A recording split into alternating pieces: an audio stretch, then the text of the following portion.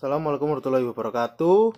Kami dari kelompok 4 dari kelas Sistem Informasi Manajemen akan menjelaskan tentang Sistem Development Life Cycle atau biasa disingkat SDLC ya. Nah, jadi dari kelompok kami ini disusun oleh 4 orang anggota yang semuanya adalah angkatan 19, yaitu yang pertama ada Bella Granina Lestari dengan NIM 4 belakang yaitu 1066, Dimas Aditya Wijanarko dengan 4 NIM belakang 1069. Lalu ada Cesare Suardono atau saya sendiri dengan NIM belakang 1074. Dan yang terakhir adalah Brilianti Salsabila dengan NIM belakang 1078. Nah, kita mulai dari pengertian dahulu ya, atau definisi dari sebuah Software Development Life Cycle atau yang bisa disingkat SDLC. SDLC adalah siklus hidup pengembangan sebuah sistem. Nah, dalam rekayasa sistem dan rekayasa sebuah software, SDLC merupakan suatu proses pengubahan dan pembuatan sistem serta model dan metodologi yang digunakan untuk mengembangkan sistem-sistem tersebut. Nah, SDLC ini mengupayakan proses yang memproduksi sebuah software dengan kualitas setinggi-tingginya tetapi dengan biaya yang serendah-rendahnya. Jadi SDLC ini juga untuk memperhemat dari sebuah biaya ya, namun tidak mengesampingkan sebuah kualitas. Oleh karena itu, kualitasnya akan diupayakan untuk setinggi mungkin dan biayanya akan direndahkan serendah mungkin. Namun yang pasti adalah hasilnya pasti akan sesuai dengan apa yang harus direncanakan terlebih dahulu.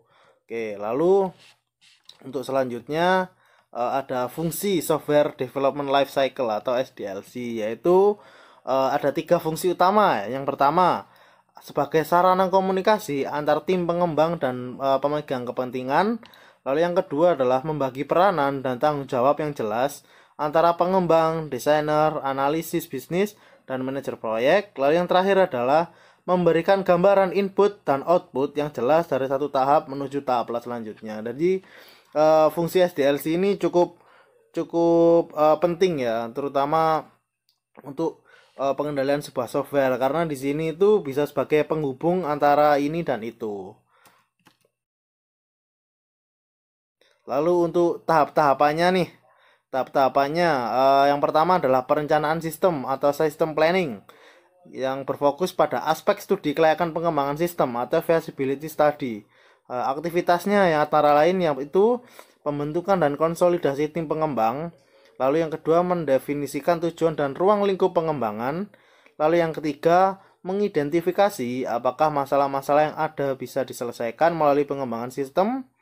Lalu selanjutnya menentukan dan evaluasi strategi yang akan digunakan dalam pengembangan sistem. Lalu yang kelima adalah penentuan prioritas teknologi dan pemilihan aplikasi.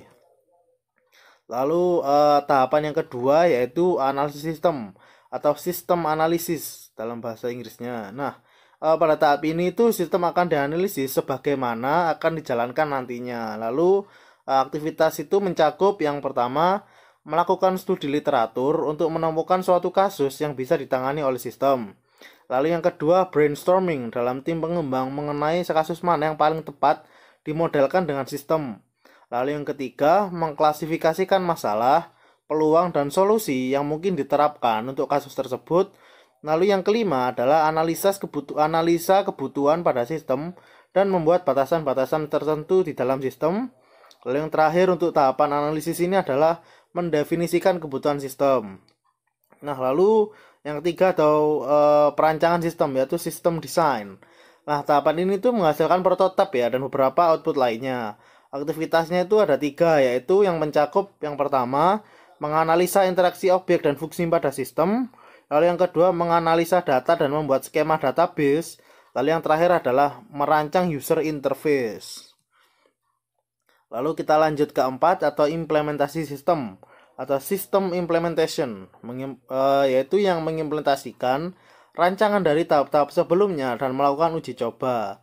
Nah, aktivitasnya itu mencakup pembuatan database sesuai skema rancangan.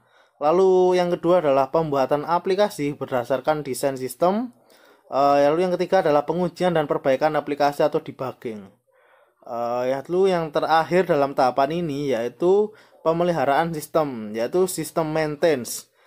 Sistem maintenance ini dilakukan oleh admin yang ditunjuk untuk menjaga sistem tetap mampu beroperasi secara benar melalui kemampuan sistem dalam mengadaptasi diri sesuai dengan kebutuhan. Nah, untuk slide selanjutnya akan dijelaskan oleh rekan-rekan saya. Selanjutnya ada metode atau model pengembangan software development life cycle. Terdapat beberapa model pengembangan SDLC untuk membantu proses pengembangan perangkat lunak yang diikuti oleh berbagai organisasi, yaitu waterfall model. Merupakan model klasik yang sederhana dengan aliran sistem yang linear. Output dari setiap tahap merupakan input bagi tahap berikutnya. Nah, kelebihan dari metode ini adalah tahapannya tetap atau pasti, kemudian mudah diaplikasikan dan teratur. Yang kedua yaitu cocok untuk produk, software atau program yang sudah jelas kebutuhannya di awal. Yang ketiga yaitu software yang dikembangkan menghasilkan kualitas yang baik. Yang keempat yaitu dokumen pengembangan sistem sangat terorganisir. Kekurangan dari metode ini adalah proyek yang sebenarnya jarang mengikuti alur sekuensial. Yang kedua yaitu terjadinya pembagian proyek menjadi tahap-tahap yang tidak fleksibel. Yang ketiga yaitu sulit untuk mengalami perubahan kebutuhan yang diinginkan oleh pelanggan. Yang keempat, pelanggan harus sabar untuk menanti produk selesai. Yang kelima yaitu sering terjadi perubahan di tengah pengerjaan produk. Yang terakhir yaitu adanya waktu kosong atau menganggur bagi pengembang. Metode selanjutnya yaitu ada prototype model. Metode prototype ini merevolusi metode pengembangan perangkat lunak yang lama, yaitu sistem sekuensial yang biasa dikenal dengan nama SDLC atau Waterfall Development Model. Kelebihan dari metode prototype ini adalah pelanggan dapat berpartisipasi aktif dalam pengembangan sistem. Yang kedua yaitu penelitian kebutuhan lebih mudah diwujudkan. Yang ketiga, mempersingkat waktu pengembangan produk software. Yang keempat, adanya komunikasi yang baik antara pengembang dan pelanggan atau konsumen. Yang kelima yaitu pengembang dapat bekerja lebih baik dalam menentukan kebutuhan pelanggan. Yang terakhir yaitu penerapan menjadi lebih mudah karena pelanggan mengetahui apa yang diharapkannya. Kekurangan dari metode prototipe ini adalah yang pertama adalah proses analisis dan perancangan terlalu singkat. Yang kedua, kurangnya fleksibel dalam menghadapi perubahan. Yang ketiga, perbaikan versi mungkin dibuat tanpa memperhatikan kualitas dan pemeliharaan jangka panjang. Yang terakhir, yang keempat yaitu pengembang kadang-kadang membuat keputusan atau kompromi implementasi dengan menggunakan sistem operasi yang tidak relevan dan algoritma yang tidak efisien. Metode selanjutnya yaitu ada Rapid Application Development atau RAD model. Adalah sebuah model proses pengembangan perangkat lunak sekuensial linear yang menekankan siklus pengembangan yang sangat pendek, yaitu antara 60 sampai 90 hari. Kelebihan dari metode ini adalah lebih efektif dari pengembangan model waterfall. Yang kedua, cocok untuk proyek yang memerlukan waktu yang singkat. Yang ketiga, model RAD mengikuti tahap pengembangan sistem seperti pada umumnya, tetapi mempunyai kemampuan untuk menggunakan kembali komponen yang ada, sehingga pengembang tidak perlu membuatnya dari awal lagi.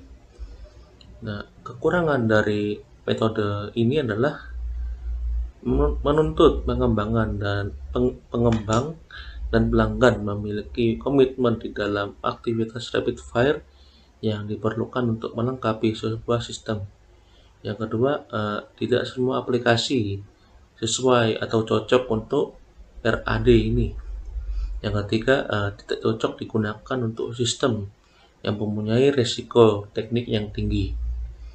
Yang keempat yaitu membutuhkan tenaga kerja yang banyak dalam penyelesaian sebuah proyek dalam skala besar.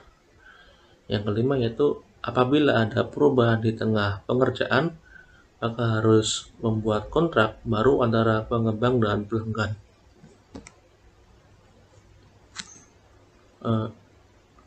Metode yang selanjutnya ada evolutionary software process model. Model evolutionary development bersifat iteratif atau mengandung perulangan. Hasil prosesnya berupa produk yang makin lama makin lengkap sampai versi lengkap dihasilkan sebagai produk akhir dari proses. Model evolutionary development atau evolutionary software process ini terbagi menjadi dua model. Yang pertama yaitu ada model incremental, yang kedua yaitu ada model spiral atau model bomb. Oke, yang selanjutnya saya Bella Galinda Lestari, NIM 1908-1020-1066. Di sini saya akan melanjutkan penjelasan dari rekan saya sebelumnya, yaitu mengenai model pengembangan keempat dari SDLC, yaitu model evolutionary development. Nah, tadi ada dua model, yaitu model incremental dan model spiral. Nah, di sini model incremental sendiri merupakan hasil kombinasi elemen-elemen dari model waterfall yang diaplikasikan secara berulang, atau bisa disebut gabungan dari model linear sekuensial dengan model prototype. Nah, elemen-elemen tersebut dikerjakan hingga menghasilkan produk dengan spesifikasi tertentu. Kemudian proses dimulai dari awal kembali hingga muncul hasil yang spesifikasinya lebih lengkap dari sebelumnya, serta tentunya memenuhi kebutuhan pemakai. Nah, model ini berfokus pada penyampaian produk operasional dalam setiap pertambahannya. Nah, pertambahan awal ada di versi striped down dari produk akhir, tetapi memberikan kemampuan untuk melayani pemakai dan juga menyediakan platform untuk evaluasi oleh pemakai. Nah, model ini sangat cocok dipakai untuk proyek kecil dengan anggota tim yang sedikit dan ketersediaan waktu yang cukup terbatas. Lalu apa kelebihan incremental model? Yaitu yang pertama, produk yang dihasilkan semakin lama akan semakin lengkap. Lalu yang kedua, resiko kegagalan secara keseluruhan itu sangat rendah. Dan yang ketiga, mampu melakukan perubahan secara lebih fleksibel. Lalu apa saja kekurangan dari model incremental ini? Yaitu butuh waktu yang relatif lama untuk menghasilkan produk yang lengkap. Lalu kekurangan kedua, adanya kesulitan untuk pemetaan persyaratan pelanggan pada incremental yang benar.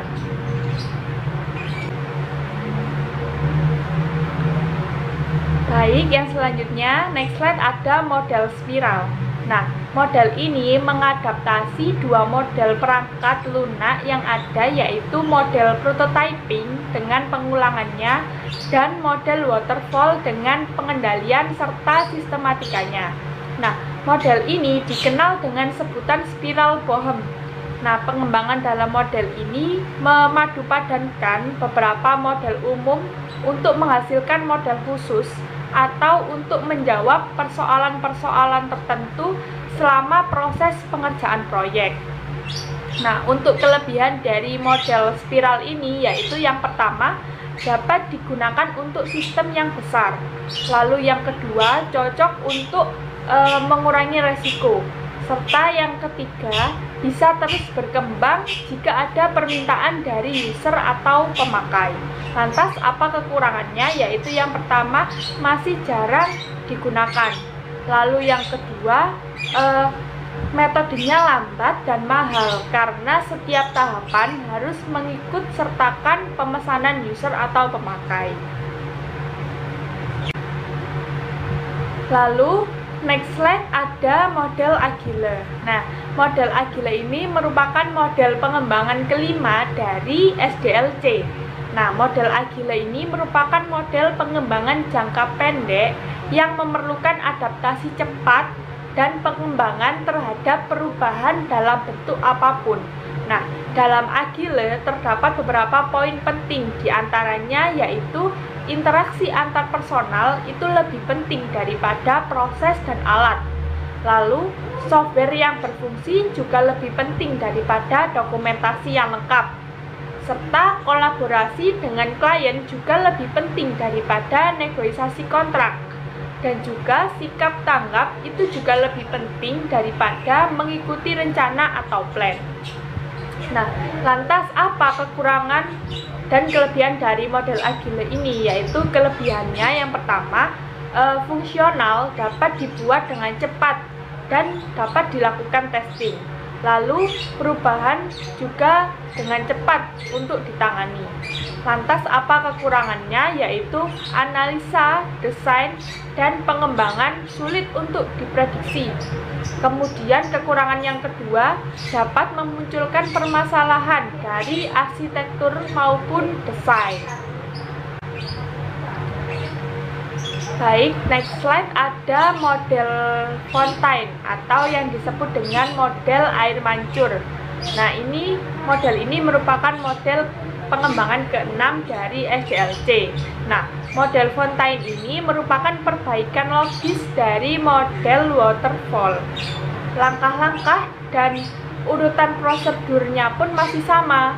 Namun pada model Fontaine ini kita dapat mendahulukan sebuah step ataupun melewati step tersebut.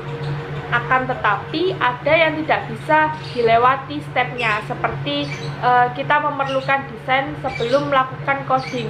Nah, jika itu dilewati maka akan ada tumpang tindih dalam siklus SDLC. Nah, apa kelebihan dari Fontaine model ini? Yaitu perbaikan logis dari model waterfall, langkah-langkah dan urutan prosedurnya pun masih sama.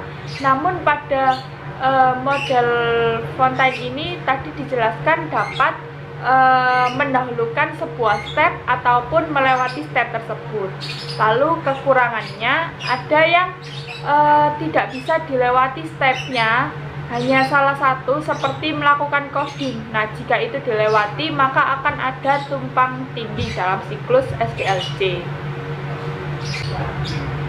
Lalu next slide, model yang ketujuh dari pengembangan SDLC yaitu ada model synchronize dan model stabilize.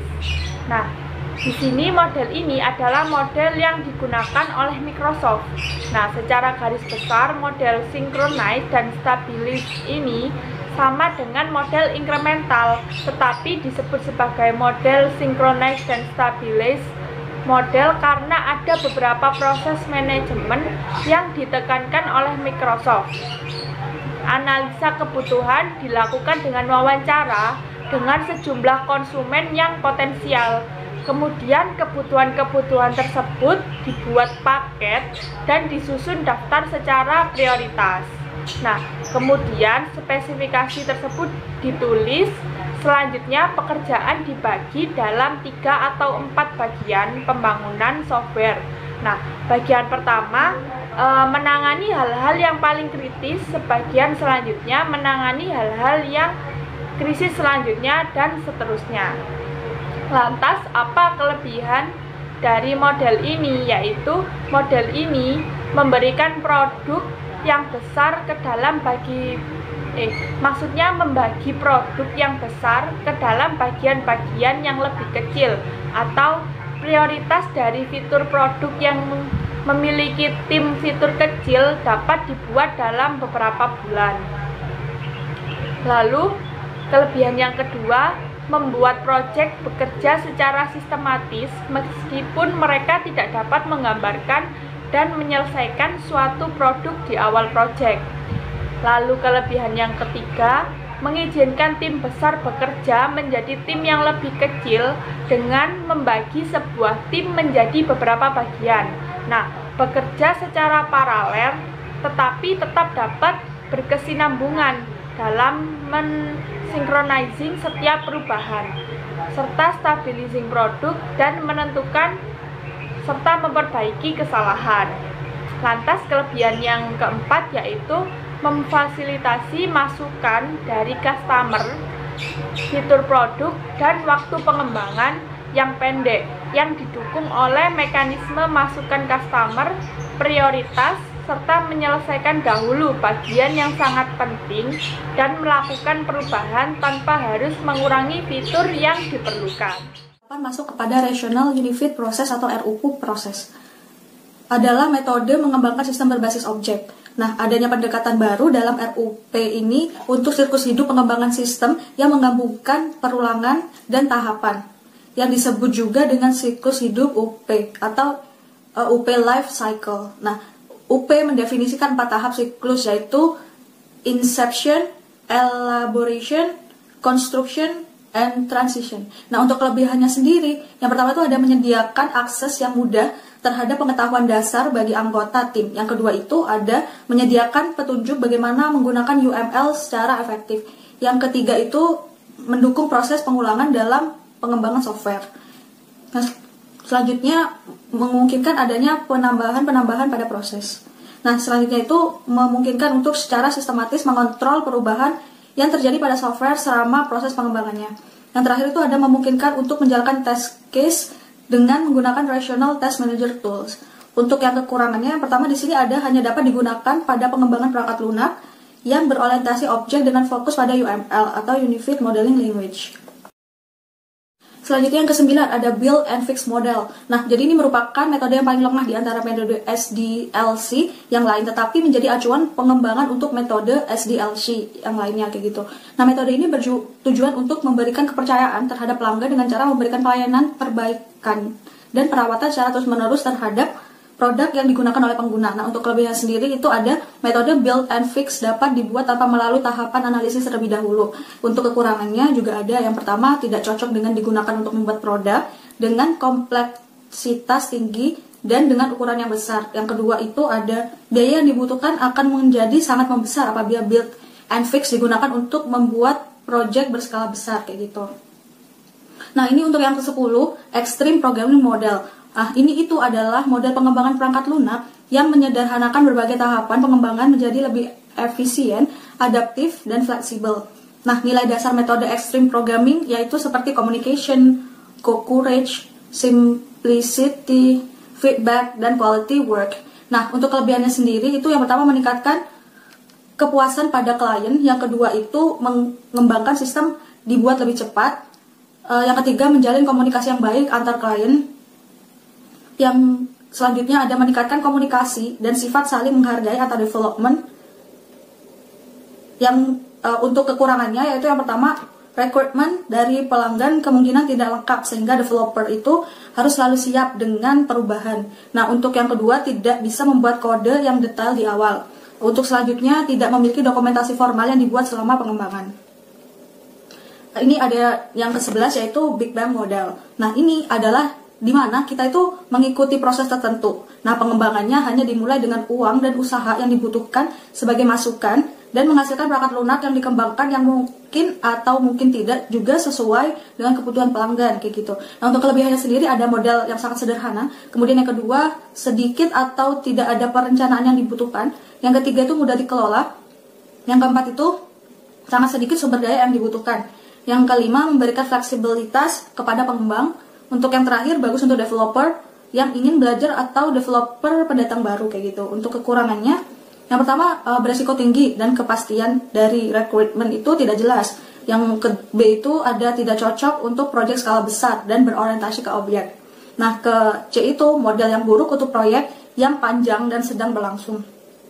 Yang ke D itu bisa berubah menjadi sangat mahal jika persyaratannya itu salah dipahami. Nah, untuk yang terakhir ada The V model. Nah, The V model ini adalah model SDLC di mana pelaksanaannya itu proses yang terjadi secara berurutan dalam bentuk V. Nah, dikenal juga dengan model verifikasi dan validasi kayak gitu. Nah, the model V ini merupakan perluasan dari waterfall model dan didasarkan pada asosiasi dari fase pengujian untuk setiap tahap pengembangan yang sesuai. Nah, untuk kelebihannya sendiri itu model ini sangat disiplin dan tahapan selesai satu persatu. Yang kedua, ada pekerjaan berjalan dengan baik untuk proyek yang lebih kecil.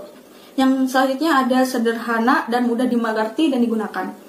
Yang terakhir itu ada mudah dikelola karena setiap fase tuh memiliki spesifikasi, kiriman, dan proses review.